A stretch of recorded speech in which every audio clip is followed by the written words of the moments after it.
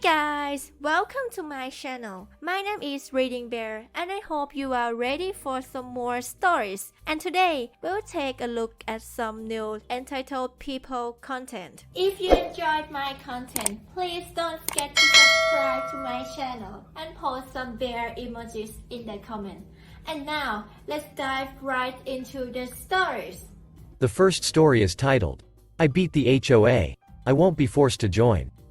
Go lawyers. So earlier this month I purchased a property in real estate lien auction. The property was in a voluntary HOA that had 100% membership. My attorney looked into the situation and drafted a proposal and sent it to the HOA via registered mail. He drafted up a proposal agreement with the HOA with the following conditions.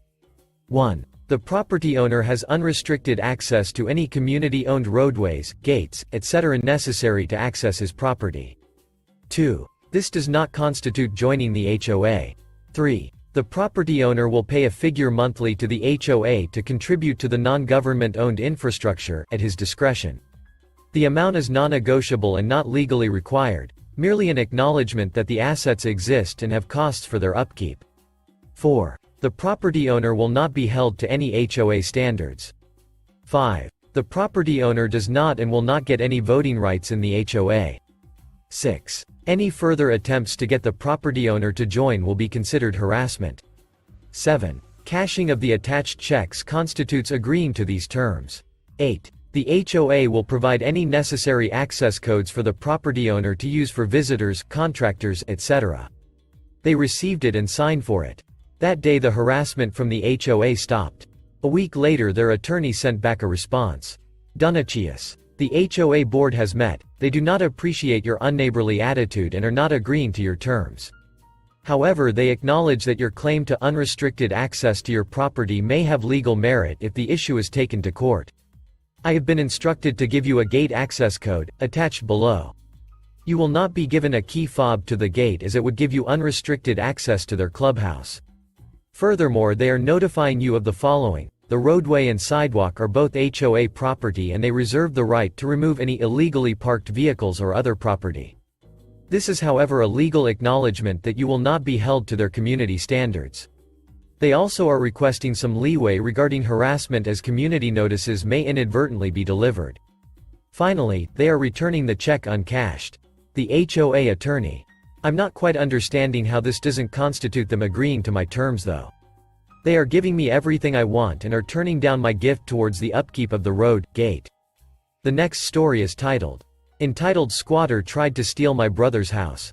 Several years ago my brother, Dan, moved from California to Washington State and built a 3-bedroom house on one of 2 parcels of land he had bought when he was 18 years old.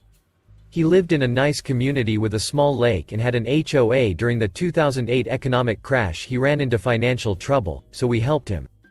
To repay us for the help, in March of 2016 he came down to California for an extended period to work on our house, which was neglected because of helping him. He was very proficient at renovating houses and did fantastic work. In November my brother's friend, Jake, called him and asked if a friend of his, Tuna, could stay in one of the rooms for $400 per month. Dan had worked for many years with Jake doing construction for a house flipper, so he trusted Jake's judgment, needed the money, and thought it might be good to have someone trustworthy there to watch his house. Dan drove back up to Washington, cleaned out a room, put a lock on his bedroom door, locked the door, and put some of his things in a storage area up out of the way in the garage. Tuna seemed nice and gave Dan $400 for the first month. There was never a written rental agreement. It was just verbal, and meant to be temporary, because Dan was going to return in 6 months. Tuna never sent another payment. We would call and ask her, and she always said it had been sent, but nothing ever arrived. So, what was going on at his house? We pieced together that something wrong was going on there after Dan's neighbor called, and after questioning Jake. The neighbor complained that the house had turned into a drug house, full of people and cars coming and going all hours of the night. At the beginning of June, 2017, Dan drove back to Washington and handed Tuna a 3-day eviction notice. She left, stating that she had somewhere else to live, and would get her stuff later. He was allowing her to retrieve her stuff at a later date. He just wanted her out. He started working on repairs and cleaning up the house. I mailed Dan a care package with some clothes, a California-themed shopping bag, and gift cards for gas and food. 5 days later Tuna showed up with 2 men, who punched Dan in the face. They wanted to take the house back by force. Dan went to the neighbor and called the police. The police came, and instead of arresting the men and Tuna, they took Dan to jail for missing a child support court date, which then put a warrant on him. Before coming to California he thought everything regarding child support back payments for his independent successful 23-year-old adult child had been taken care of. He had no idea about a court date, since they notify by mail, and Tuna had never forwarded his mail, which was one of the things she promised to do. The child support scam on Dan is another issue I will have to submit later. So, the police essentially handed the house over to Tuna. She and her cronies went in, changed the locks and placed a long metal bar across the inside of the garage door so it could not be opened from the outside. They stole the package I sent to Dan and spent the gift cards. Meanwhile, my family and I were on vacation in Hawaii and I received a phone call from Dan in jail. I spent a whole day of my vacation in the hotel room trying to figure out how to get him out of jail. Bail bonds could not be used for child support cases. Finally, they let him out when I paid a child support payment of $350. He had been in jail for 3 days and the squatters had dug themselves in, so when he returned to his house he had to call the police to arrest them for trespassing. After all, Tuna had been evicted, left, and no longer had permission to be there. They were squatters by all accounts, but the state defers to people who just claim they are renting, therefore requiring a landlord to go through the court system to remove the so-called tenants, who are actually squatters. The police came and screwed him over once again. Tuna claimed she was renting the entire house, and the police believed her instead of Dan. She told the policeman that she would leave in 10 days and the policeman told Dan that he could have his house back in 10 days because Tuna said she would leave by then. Are you kidding me? Dan was instructed to leave the premises or be arrested. It was his house. She was trespassing. He got into his minivan and drove away, with nowhere to stay but in his van. Of course, Tuna did not leave after 10 days. Dan went back after 10 days and called the police again. Once again, the police told him to leave or be arrested. We didn't know what to do next. One of the HOA board members, who had some experience in managing real estate properties, attempted to help us. She said that he needed a 20-day eviction notice, then Tuna would be out, and this had always worked for her when she had to evict tenants. Okay, so, the 20-day notice was posted and we waited. Tuna did not leave. Dan went over to his house, and started cleaning up trash strewn all over the yard, waiting for her to leave. Tuna called the police, stating that she was a renter and he was disturbing her. Once again Dan was asked to leave or be arrested. This time Dan put his phone on speaker, and I heard the whole interaction between him and the police. Yes, he had to leave or be arrested. Dan could not even get his construction tools out of the garage and could not work without his tools, and with being homeless, how do you even work? What was going to happen to all of his possessions, his sentimental things? His room had been broken into long before, his things removed, and people had used the room. It was near the end of summer. We were paying his mortgage payments and it was getting so hard on everyone. Then something nice happened. A kind friend, Adam, asked him to stay at his house, which Dan did. During this time Dan worked for Adam with loaned tools, and also went to some landlord-tenant educational meetings. The people at the meetings were helpful and instructed Dan on how to proceed by taking the matter to the court. The police would not go further without a court order to physically evict Tuna. It would be difficult to afford the cost to hire a lawyer, but eventually we did end up getting a lawyer. Dan posted a court appearance on the door of his house, since Tuna never answered the door, and that is what you do legally in this case. Every time he posted a court appearance, he had to legally give her 1 week notice, which he did. He showed up at court and Tuna failed to show up. So, he won by default, right? Wrong. The judge said that Tuna was not given proper notice because the notice was posted by Dan instead of an anonymous person. Dan walked out of the courtroom. The lawyers from the landlord-tenant meetings were there and couldn't believe it. Unfortunately Adam had to move out of his house he was renting, so Dan had to go back to living in his van. It was autumn in the Pacific Northwest and getting cold. The police had started harassing him if he slept in his van. We rented motel rooms for Dan. Once while at a motel, Dan heard a knock on the door in the middle of the night. He thought it was the motel staff and opened the door. 2 men burst into the room and proceeded to beat the crap out of him to rob him. They broke his finger and gave him a concussion. Dan ran to his van, drove it to a parking lot and slept. He refused to go back to the motel. Things were starting to go downhill in a very bad way. I found a lawyer from a non-profit who worked for free to help. He actually used that 3-day eviction notice that Dan had given Tuna back in June as a basis for the case. I had found it online, the wording was appropriate, and it had been served properly. The lawyer had to jump through endless hoops and court appearances. The same judge presided over every case that had to do with evictions, and she always favored the tenants, including entitled ones. This took forever, like 3 more months, and Dan became haggard, homeless, sick, depressed, and at times had gone missing. Once I called every hospital, jail, homeless shelter, and even the food bank, looking for him. His van was impounded 4 times. He was hospitalized 4 times. He was endlessly hunted down and harassed by the police. 3 times I found him because I was listed as his emergency contact on his state insurance when he showed up at hospitals. While all of this was happening to Dan, my husband was in a serious motorcycle accident, and I had to take care of my husband, changing his dressings, etc. Okay, I'm crying right now. This was so hard to endure, remember, and difficult to write about. I couldn't leave and fly up to Washington to help my brother, but I was doing everything down here to get his house back with the lawyer. I got him motel rooms at other motels when I could. I paid 4 times to get his van out of impound.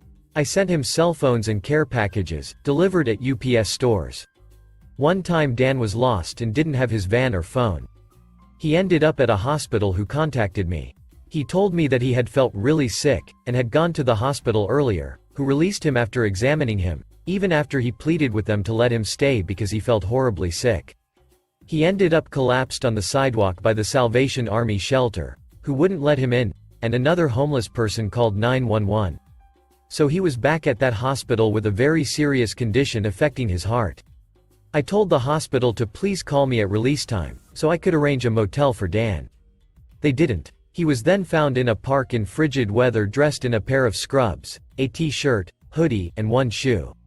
A city policeman called me and took him to a motel, where he stayed a while. I sent a care package there.